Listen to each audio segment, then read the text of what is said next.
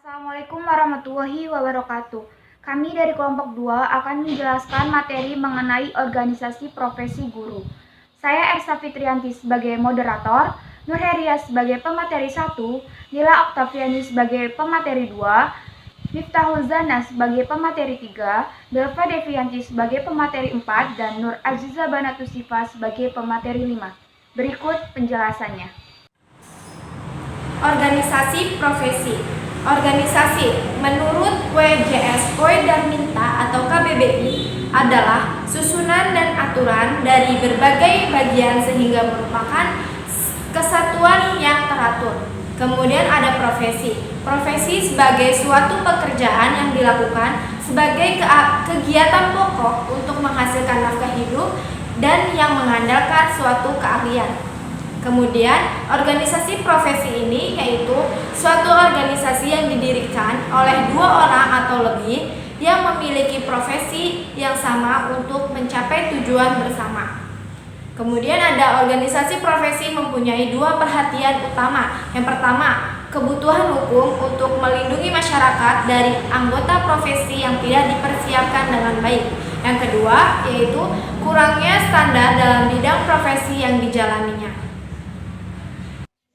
Ciri-ciri organisasi profesi secara umum. Yang pertama, hanya ada satu organisasi untuk setiap profesi.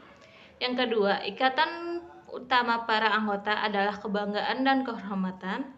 Yang ketiga, tujuan utama adalah menjaga martabat dan kehormatan profesi. Yang keempat, kedudukan dan hubungan antar anggota bersifat persaudaraan. Yang kelima, memiliki sifat pemimpinan kolektif.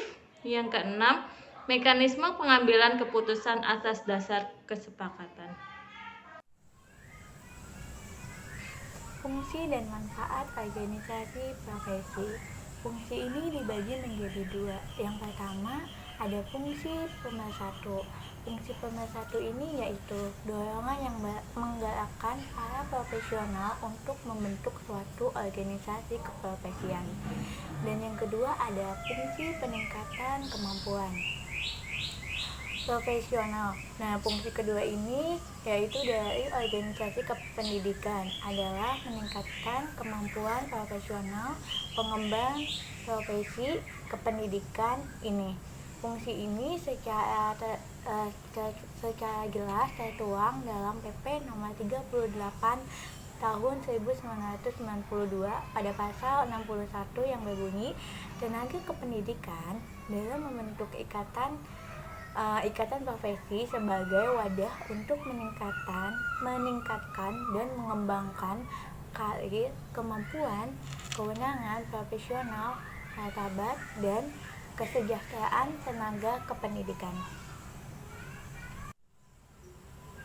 Selanjutnya ada manfaat dari organisasi profesi ini. Di sini semakin banyak pekerjaan yang diakui sebagai profesi, maka semakin banyak pula organisasi profesi.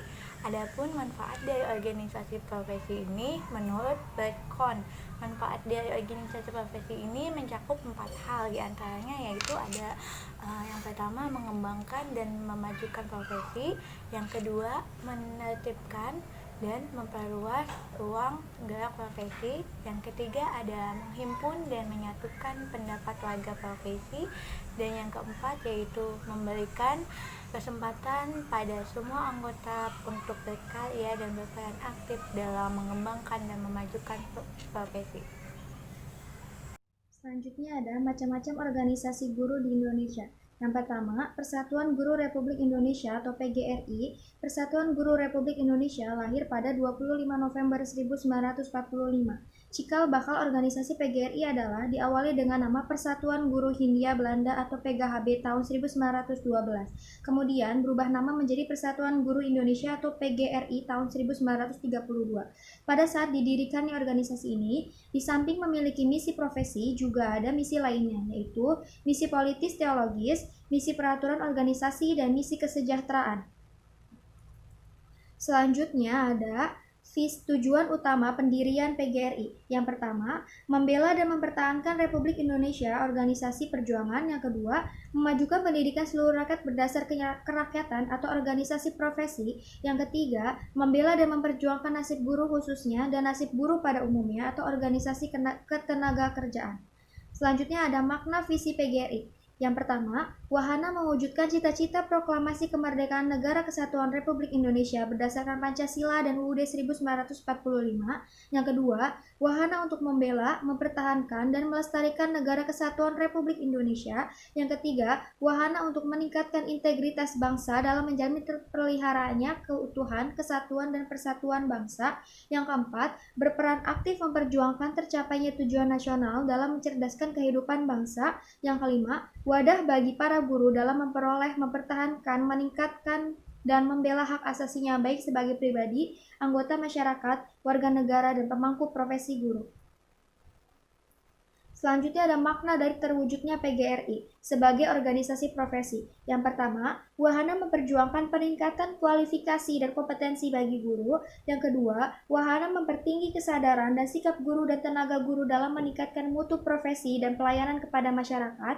Yang ketiga, wahana menegakkan dan melaksanakan kode etik dan ikrar guru Indonesia. Yang keempat, wahana untuk melakukan evaluasi pelaksanaan sertifikasi, lisensi, dan akreditasi bagi pengukuhan kompetensi profesi guru. Yang kelima, wahana pembinaan bagi himpunan profesi dan keahlian sejenis di bidang pendidikan yang menyatakan diri bergabung atau bermitra dengan PGRI. Selanjutnya ada Musyawarah Guru Mata Pelajaran atau MGMP. MGMP merupakan suatu wadah asosiasi atau perkumpulan bagi guru mata pelajaran yang berada di suatu sanggar atau kabupaten atau kota yang berfungsi sebagai sarana untuk saling berkomunikasi, belajar, dan bertukar pikiran dan pengalaman dalam rangka meningkatkan kinerja guru sebagai praktisi atau perilaku perubahan reorientasi pembelajaran di kelas. Tujuan MGMP yang pertama ada tujuan umum.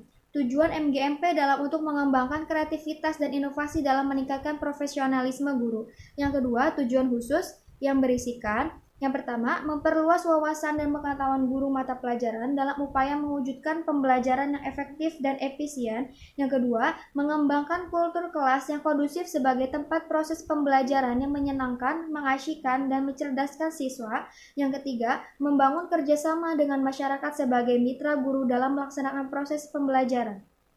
Selanjutnya ada peranan MGMP. Menurut pedoman MGMP berperan untuk yang pertama, mengakomodir aspirasi dari oleh dan untuk anggota. Yang kedua, mengakomodasi aspirasi masyarakat atau stakeholder dan siswa. Yang ketiga, melaksanakan perubahan yang lebih kreatif dan imotivatif dalam proses pembelajaran. Yang keempat, mitra kerja dinas pendidikan dalam menyebarkan informasi kebijakan pendidikan. Lalu ada Ikatan Sarjana Pendidikan Indonesia atau ISPI. ISPI lahir pada pertengahan tahun 1960-an. Pada awalnya, profesi pendidikan ini bersifat regional karena berbagai hal menyangkut komunikasi antar anggotanya. Keadaan seperti ini berlangsung cukup lama sampai kongresnya yang pertama di Jakarta 17-19 Mei 1984. Kongres tersebut menghasilkan 7 rumusan tujuan ISPI atau ISPI. Yaitu, yang pertama, menghimpun para sarjana pendidikan dari berbagai spesialisasi di seluruh Indonesia. Yang kedua, meningkatkan sikap dan kemampuan profesional para anggotanya. Yang ketiga, membina serta mengembangkan ilmu, seni, dan teknologi pendidikan dalam rangka membantu pemerintah mensukseskan pembangunan bangsa dan negara. Yang keempat, mengembangkan dan menyebarkan gagasan-gagasan baru dan dalam bidang ilmu, seni, dan teknologi pendidikan. Yang kelima, melindungi dan memperjuangkan kepentingan profesional para anggota. Yang ketujuh, meningkatkan komunikasi antar anggota dari berbagai spesialisasi pendidikan. Yang kedelapan, menyelenggarakan komunikasi antar anggota yang relevan. Selanjutnya ada Ikatan Petugas Bimbingan Indonesia atau IPBI. IPBI didirikan di Malang pada tanggal 17 Desember 1975. Organisasi yang bersifat keilmuan dan profesional ini berhasrat memberikan sumbangan dan ikut serta secara lebih nyata dan positif dalam menunaikan kewajiban dan tanggung jawab sebagai guru pembimbing. Secara rinci tujuan didirikannya IPBI adalah yang pertama, menghimpun para petugas di bidang bimbingan dalam wadah organisasi. Yang kedua, mengidentifikasi dan menginventarisasi tenaga ahli, keahlian, dan keterampilan teknis alat dan fasilitas. Yang ketiga, meningkatkan mutu profesi bimbingan.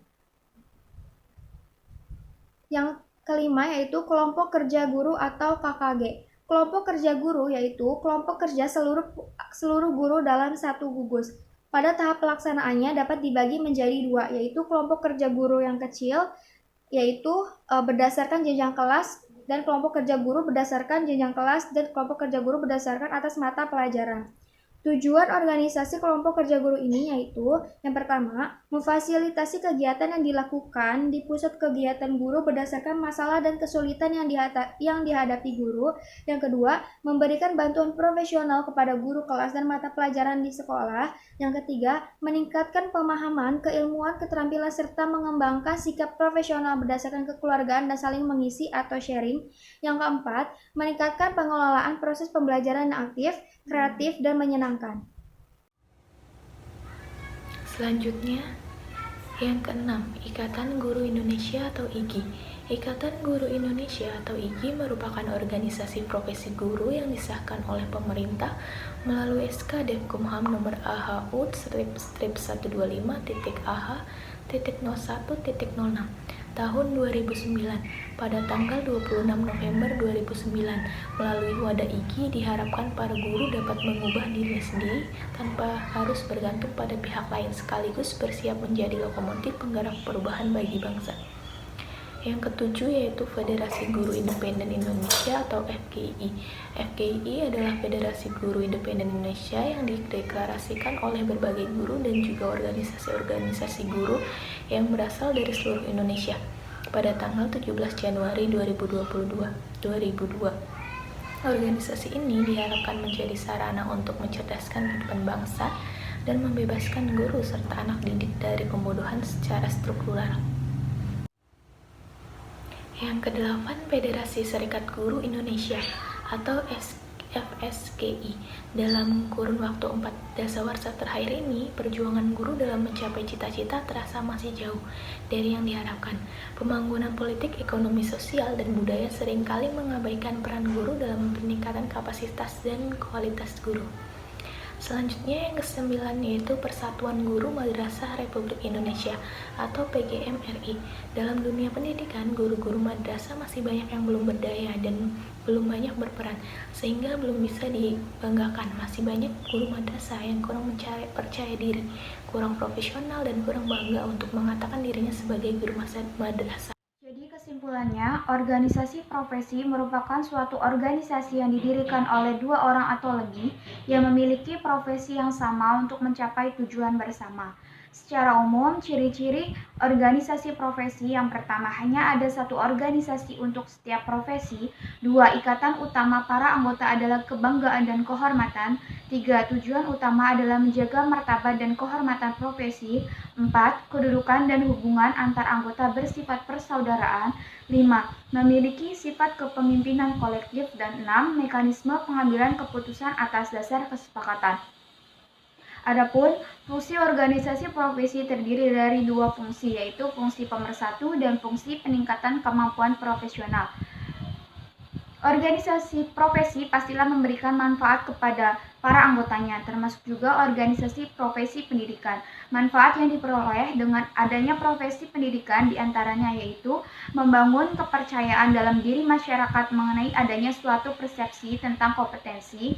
Nah, adapun macam-macam organisasi profesi guru di Indonesia, diantaranya yaitu 1. Persatuan Guru Republik Indonesia atau PGRI. 2. Musyawarah Guru Mata Pelajaran MG atau MGMP. 3. Ikatan Sarjana Pendidikan Indonesia atau ISPI. 4. Ikatan Petugas Bimbingan Indonesia atau IPBI. 5. Kelompok Kerja Guru atau KKG. 6. Ikatan Guru Indonesia atau IGI. 7. Federasi Guru Independen Indonesia atau FGII.